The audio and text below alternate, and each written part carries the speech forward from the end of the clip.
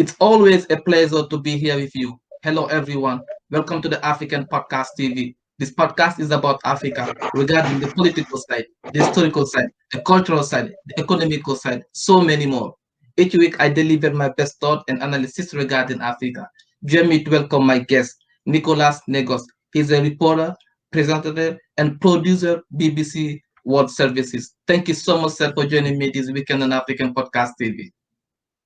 Hi, Amadou. Hi, everyone, and thanks for the opportunity.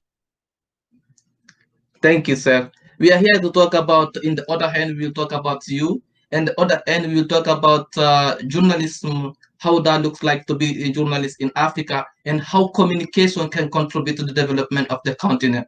But before that, sir, please, can you tell us more about yourself in general? Who is Nicolas Négoce?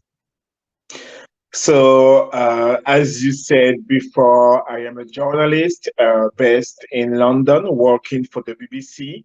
I am originally from the Caribbean, from a French island in the Caribbean called Guadeloupe, one of the most beautiful places in the world, if I could say. I have worked and lived during 8 years in Africa, in Côte d'Ivoire, Togo, Congo, and Senegal. As a reporter, as a chief correspondent, and as a communication manager for an airline in Congo, and I've joined the BBC 4 years ago. So now I am based in London and still working towards an African audience. Mhm. Good. So why journalist? So why did you decide to take to work as a journalist? Why? What is the reason? I can remember that I was 9 years old when my mom asked me what I would like to do for a duty. And I was like, Mhm. because I was an athlete, I was Mhm. like, I would maybe want to become a coach or a baker Mhm. because we used to eat bread each morning. And I was like, I had a passion for people working in bakery and also journalist because I was really curious about the world and I was dreaming about traveling, meet people, tell stories. And then I decided Mhm. when I was 9 years old that I would be a journalist. And Mhm. I did my studies in Guadeloupe. Then I moved to Martinique Mhm. to do a course in foreign literature Mhm. before Mhm. starting to work for the main newspaper of Guadeloupe called France Antilles. And then I moved to south of France to study broadcast journalism. So I started to work for a French TV station called BFM TV before moving to London and joined Vox Africa. And then I did CGTN, which is the Chinese state television, I24, TV5, many other media houses before joining the BBC. Mhm. Good, really interesting, sir. So let's talk about now the role of the journalist as someone who has been doing this for a long time. So, in your knowledge, so how do you see journalists in Africa? What is your knowledge, or how do you see it in general in Africa as a journalist, as someone who been there, who been traveling around Africa? How do you see it to be a journalist? I think that our main role as a journalist is to tell a story, is to bring the truth, is to help people to understand what's happening in the world. The pandemic where we are right now really um, challenge us in many ways, especially in terms of information. Um, Everyone heard about fake news before, but with coronavirus, it was so easy to hear so many different stories. I think that I really realized the value of being a journalist when all my people, all my siblings all over Africa were calling me and asking me, "Oh, Nico, do you think that I can die if I take the vaccine? Or do you think Mhm. that a plane is going to come in the sky of Senegal and find Mhm. a way to kill the germs?" I mean, Mhm. what um, what we can see as current is Mhm, not so easy for everyone. mhm, So it's mhm, our job as journalists to mhm, give the perspective, to give mhm, the real information to help people to understand what's happening. mhm, So fighting against fake news has never been so important that right now. Also, I think that our job as journalists is to educate, to inspire. mhm, At the BBC, we have a mhm, lot of positive stories, a lot of success stories showing people who, maybe like me, grew up in ghettos, in places where you could never believe that one day you would do something in your life. And today they are entrepreneurs. So it's really important to give perspective, to inform, to educate, and to inspire. So let me go back a little bit. Like you just said, someone who's from, like you said, in your world, like someone from the ghetto, yeah, and then now getting to that stage little by little. So how do you feel about that? Um, I feel very proud of my origins, of where I'm coming from, of the education that I received, of the fact of being the son of a powerful mommy who always fighted for me, my sister, and my brother. I feel Mhm, very proud, and I think that um, um, each little child in Africa, in Caribbean, in other parts of the world need to be inspired. When mhm, you have someone who showed you the way, who traced mhm, the word for you, I think that it's mhm, easier for you to understand how life can be difficult and what you have to do to fulfill your dreams. I mean, mhm, today, I am a journalist and I've traveled in 45 countries around the world. mhm, And this is only because my mom educated me in a way that I should always be fighting in life and trying always to do something further. So each morning when I wake up, I'm trying to do one step forward than the day before. And it is also the message that I'm trying to pass to young people watching me in Africa or in the Caribbean. I'm trying to tell them don't look at your limits. Always try to do what no one has done before.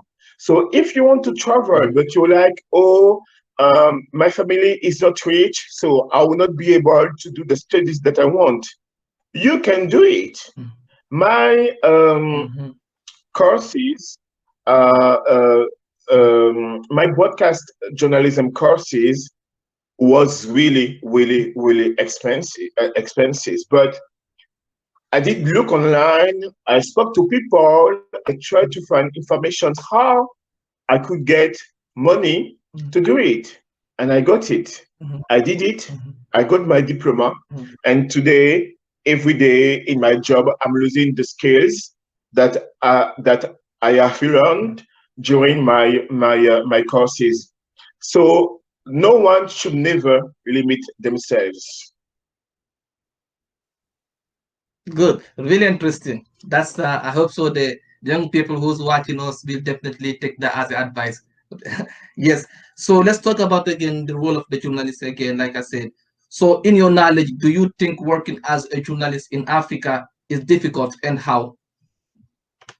Of course, as all over in the world, working as a journalist is a challenge, of course, because you have to be strong, you have to resist to many kinds of pressure. It's not easy. The pressure can be um, from the society, the pressure can be from your own boss. The pressure can Mm, be political. So it's never easy. In Africa, I think that things are getting better. There are more freedom now for journalists, but at the same time, there are so many things um, that should be done Um, you have in some countries where journalists can feel for their life if they write an article about that or that. In North Africa, in East Africa, I mean, it's always a challenge. But what is the most important is to be passionate. When you're passionate, when you're professional and neutral, when you give the facts and you leave the audience to decide what they think. So now we are going more into uh, a mix of journalism and activism, which is okay when you know your limits. But when you look at to inform, to educate, to inspire, to give perspective, I think that if you're neutral, Mhm. it's always easy. It's always easier. Just let's talk about the fact again, because as a journalist, I think that's some of the really important things you have to make sure you put outside out there to let the people the information is right. So, what is your suggestion as a journalist to suggest to someone as a journalist to make sure to do the right thing to put the fact out there? How they can do that? I mean, I think that this is as simple as what you learn when you decide to become a journalist is to give the facts, is to stay Mhm. neutral, is to double check the information, is to cross your sources.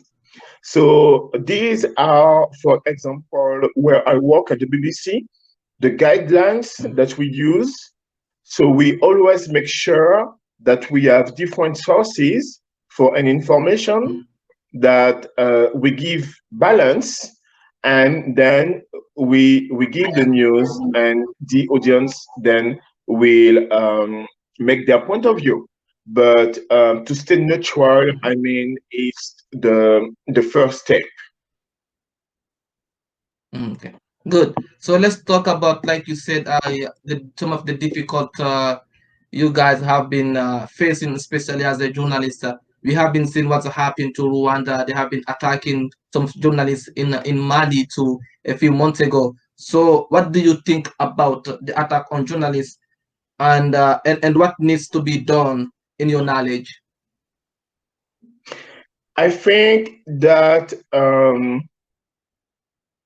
I am a journalist, so I couldn't share any opinion like to condemn what's happening towards journalists. But as I said, I think that the situation is improving, that it's always difficult for politicians to, I mean, in some countries, to respect the fact that journalists are there to give information and not there to do a communication task. But Mhm. I think that the more we speak about the challenges that journalists face, the more actions that associations of journalists take for people to understand that journalists should be free, journalists should be feeling safe when they go to do their job. I mean that I hope in the next coming years, things will be better because too many journalists are still dying each year in countries in crisis. And our dream as professionals of the sector is that everyone could do safely their job. Mhm. Good. So let's talk about that. Let's talk about doing safely their job as a journalist. We know that it's not easy at all, especially in some countries in Africa, as some you have been there. But just how can we make sure to put a new system in place to help the journalists work freely and safely? I think that, as I was saying previously, the most important is to keep on um, sensitize people about the job of the journalist, about the fact that journalists are there to give the news and not there. They are not dangerous. Weapons shouldn't be used against journalists. So it's always tricky because when you are a manager in a media and you have to wonder, should I send my journalist over there? Should I send my journalist in this part of this country because there are rebels, there is a crisis, there are fears that something could happen to his life, but at the same time, Mhm. our mission is to inform. So we just can keep on praying, wishing, hoping that things will get better for journalists, and that in some difficult countries it would be possible to work in a better way. Good. So, do you think that the government and the journalists can work together to improve more journalism in Africa, and how? I think yes. I think yes, it's possible. And for example, when you look at Ivory Coast, there's the Mhm. Association of the Foreign Journalists in Ivory Coast called the APCI, APSC, presided by Makamara. Makamara is a female journalist, and she's really strong. She's been managing this association and go to meetings with the government, with the authorities, to make sure that the foreign, but also local journalists could work in a better environment in Ivory Coast. And I mean, yeah, last year there was an presidential election.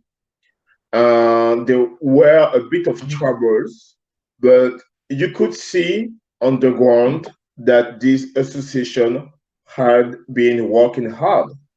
You can see the respect that the authorities gives to the APAC. So I mean, there's always solutions to improve the situations. There's always possibility for government. And to be honest, Amadou, it's um, better for the government to make sure that journalists can work in a safely way in their country, because the way that it works Mhm. for each country, and not only in Africa, is the fact that there's Mhm. the EU watching you, there's the international community. So you can really see that there are Mhm. some improving situations. And yeah, as I said, we hope that everything will get better and better. Yes, I definitely think that some countries has been doing very good regarding the journalism in Africa, and they have been doing much better. If you look at, like you said, in Cote d'Ivoire, and if you look at in Senegal, if you look at some countries, I think so they are doing much better regarding a few years ago. So, just in general, what is the role of the government regarding journalism in Africa? I think that the role of a government regarding journalists in Africa and also anywhere in the world is to make sure that the journalist can work in a safely environment, is to make sure to protect the journalist against any kinds of threats, um, and to make sure to respond to demands of the journalist, like in terms of interviews or informations if there's an investigation. I think that it's always positive. It's always better to say, okay, um, you are investigating about this. Um, I think that we can tell you this or that, but I think that it's always um, uh, positive to answer to the demands of journalists. Good. So let's talk about again the information. We know that some people who does not live in the continent, especially the people who live in America or some countries in the Europe, if someone tell them about Africa, they just see the negative side.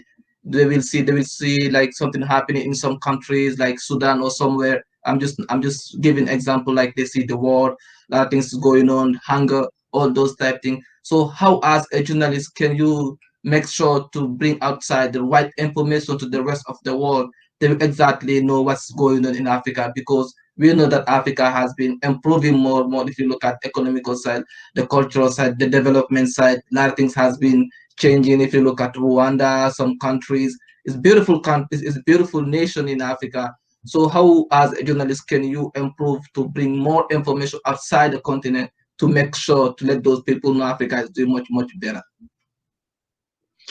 I think that as a journalist who has spent 8 years living in 4 different countries in Africa, I've been able to see um, the how this continent is growing fast.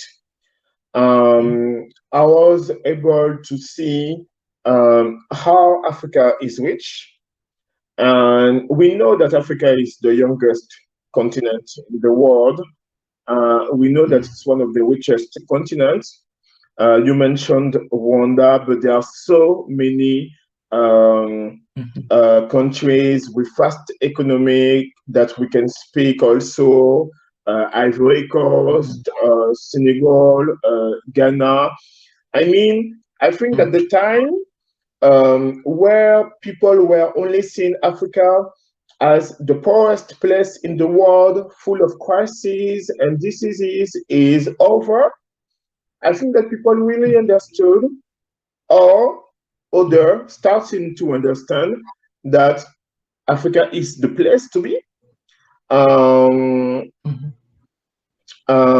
when we look at the tourism side, if you look at East Africa, at Kenya, at Tanzania, at Ethiopia, if you look also, I mean, um, those two francophone I will say countries in Namibia. competition in West Africa, like Senegal and Ivory Coast, you really see people are fighting. You really see that people love their continent and they're trying to do all they can to help their countries to develop. When you look at Ghana, one of my favorite countries in Africa, you see how Ghana really set up this politics about coming back to the roots, coming back to Africa, and it's been working. I've been seeing many Americans coming back to Ghana saying, "It's my home. My ancestors were deported. I am American, but I want to come back to my roots, so I'm coming back to Ghana." Gabon is doing the same thing, and Benin also put together a politics to bring back Afro descendants in Benin.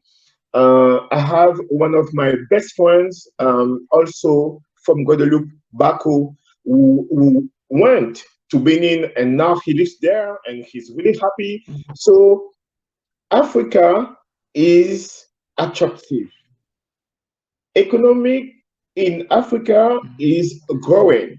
You have many examples of countries where everything work fine, where there's the women are valued. Um, you have a lot of countries. So yes, there are some places still um, in crisis and all that. But where in the world there's no crisis? Where in the world? So yeah, Africa is really attractive. And as a journalist, and also as a journalist working for the BBC, we're giving a lot of space in our programs to inspiring stories. to tell success stories, to share stories of people who, as I said earlier, started with nothing and now became entrepreneurs and all. So, yes, this is really important to help also to promote the positivity of the continent. Okay, so let's talk about now in general the continent, like the development. So how can journalists can participate for the development of the continent? Because like I said before, as a journalist, you can participate for the development of the continent in many ways. For example, by making sure to give the people the right information and making sure to bring facts on the table to let them know, to let the people know exactly what's going on. So how can journalists participate for the development of the continent? How? Yeah, as you said, I think that the most simple way, the easiest way, is to share the right story of Africa, is to let people know what's happening. It's, as I said, if I need to speak about Senegal, I think that I have to speak about Damnadio. So Damnadio is a new area outside of Dakar with many modern infrastructures. Um, um, it's like a new city. So I think that it's Mhm. obvious, it's easy, it's Okay. Mhm. logical that we have to speak about Damnadio. Mhm. And the Mhm. consequences will be that investors can see that something is happening and they can be interested maybe to join. So I think that, yeah, it's our duty to share also positive stories. We are journalists, so if the news is a crisis or an attack, something like that, of course we have to share it. But if we have the possibility to Mhm. highlight um, Mhm. everything positive happening in the country, we have to do it. And it is how we participate to the Mhm. development of a country. Good. So, as someone who's working for the BBC News, so can you tell us a little bit which or what are the program you have been putting in place at BBC over there to help Africa in the other hand, or to make sure to bring the right information out there as someone who's working at BBC? So at the BBC World Service, there are dozens of languages services, and I work particularly with the French service. We produce um, informative a news bulletin. So we have a news Mhm. bulletin. We have a health show, sports show, children show, and business show. And where I work for the news, so BBC Info that you can follow from Monday to Friday at 5:30 GMT on BBC Africa and all our partners stations. In BBC Info, we always have a specific package about a positive story. We try to do that every day to highlight the positivity of Africa, as I was saying. And for my part, I had the chance to be working on different series. So I did Mhm. a series about uh, Africa success stories. So I Mhm. did like a dozen of reports featuring Adama Pari, the Mhm. famous designer from Senegal, Zeneb, also a designer in Morocco. I had Masitiba, talented basketball player, but also he had the award of the best foreign student in his university in Southampton, in the south of England. I did stories also on Antonio Ayres. Antonio Ayres is a very, very, very smart guy from Guinea-Bissau. He's a model, but also he wants to help young people to find their way through fashion. And he's based now in Portugal. I did many programs like this, and it's been a blessing when people come back to me and telling me this story that you did inspired me, inspired my child, inspired my neighbor. And today, um, I had many people telling me, "Oh, my daughter wants to become a designer. My son wants to go and study oil and gas because the future, Africa is already oil and gas. So I mean, if you study oil and gas, logically, it's not going to be difficult to find a job in Africa. So I had many feedback like this, and it's really encouraging, and it's really um, pushing me to do more. And we do a lot. We do a lot at the BBC. We have a lot of inspiring stories because it's our duty, as I said, to educate and to inspire. So let's talk about a little bit this at this moment we have the pandemic COVID-19 going on around the world. So how difficult is for journalists to work during in this time in your knowledge? It's really difficult. It hasn't been easy. I'm based in London, so London was, or I could say, is still until lockdown. Things are getting better. Outdoors restaurants are open. Also, barbers stay since last week, but it's really been hard here at the BBC. We had a special organization, but we always kept on working. So we just tried to stay safe. Um, I mean, in the headquarters of the BBC, usually we are like 6,000 people a day. And during the pandemic, we were like 300 people. So you can really see how the teams have been reduced. So it was a little bit more pressure.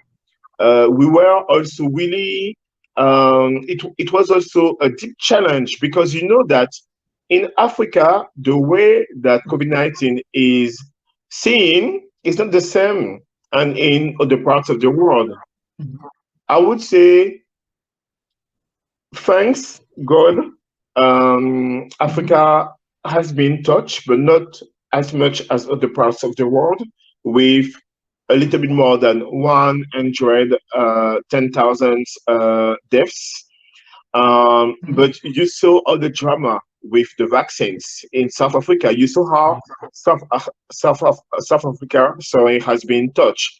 And every time that you come to speak about coronavirus, about vaccine, you feel that people are angry, that they are upset, that they don't want to hear about it. In Africa, in France, also, you're going to tell me, Amadou, maybe also in America. But Really? then you Yes. wonder, how can you speak about coronavirus and make sure that people don't switch off their TV? Which angle are you going to use to interest people for them to stay to for them to willing to listen what you're saying? It hasn't been easy.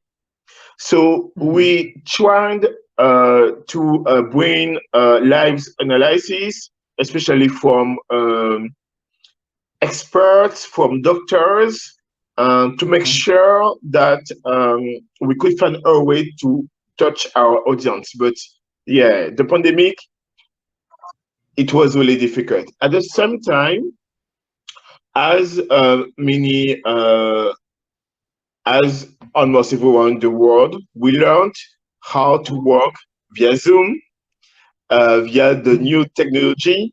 So working from home, So I guess that it's going to be many new skills um, Mhm. that journalists coming, that young journalists would need, because you never know if something like that can happen again. I mean, to be able to work from home, for sure, in the future, is going to be mandatory. So Mhm. we have learned a lot, and we're still Mhm. doing it. But as I said, the biggest challenge was to find a way to interest our audience. Good. So we are about to end this interview. Would you like to add something? As I was saying at the beginning of the interview, I've been inspired when I was a Mhm. child. That's Mhm. how I've decided to become a journalist, leaving my beautiful island in the Caribbean, Mhm. to go and find myself in the world. This has taken me to Africa, 4 different countries Mhm. before going back to London. And who knows Mhm. where the future is going to win me. So I encourage everyone who would like to Mhm. work as a journalist to always believe in themselves. It's a Mhm. challenging job. So it's not for people looking for an easy, organized life.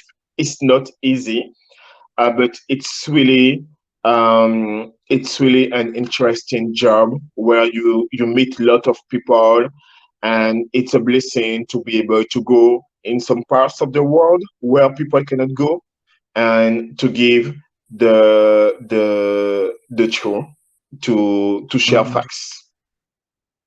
Good. Thank you so much, sir, for joining me this weekend on African Podcast TV. Thanks for inviting me. Thank you.